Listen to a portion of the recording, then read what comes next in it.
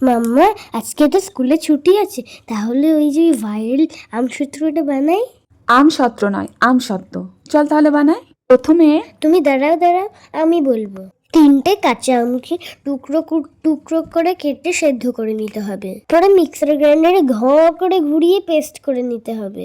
এবারে পেস্টটাকে ছাঁকনি দিয়ে ভালো করে ছেঁকে নিতে হবে। কড়াইতে হাফ কাপ মতন চিনি আর ওই পেস্টটাকে নাড়াতে হবে। বেশ সুন্দর লাগার জন্য আর ঝালের জন্য দিতে হবে অল্প একটু চিলি ফ্লেক্স। এবার দিতে হবে ঘরোয়া কিছু মশলা। কি বলতো? পরিমাণ মতো নুন, বিট নুন, কাশ্মীরি লঙ্কার গুঁড়ো, ঝাল লঙ্কার গুঁড়ো আর ভাজা জিরে গুঁড়ো। ভাজা জিরে গুঁড়োটা কিন্তু অবশ্যই দিতে হবে, কারণ ভাজা জিরে গুঁড়োর জন্য এই আমসত্ত্বের স্বাদটা কিন্তু আরো দ্বিগুণ বেড়ে যায়। এবার ওই পেস্টটা যখন কড়াইতে লেগে লেগে আসবে, তখন একটা থালায় 2 ফোঁটা সর্ষের তেল মাখিয়ে ওই পেস্টটা ঢেলে দিতে হবে। ব্যাস, একদিন রোদে শুকিয়ে নিলে আমাদের টক ঝাল মিষ্টি আমসত্ত্ব একেবারে রেডি। কি সুন্দর হয়েছে গো মাম্মা, ফাটাফাটি।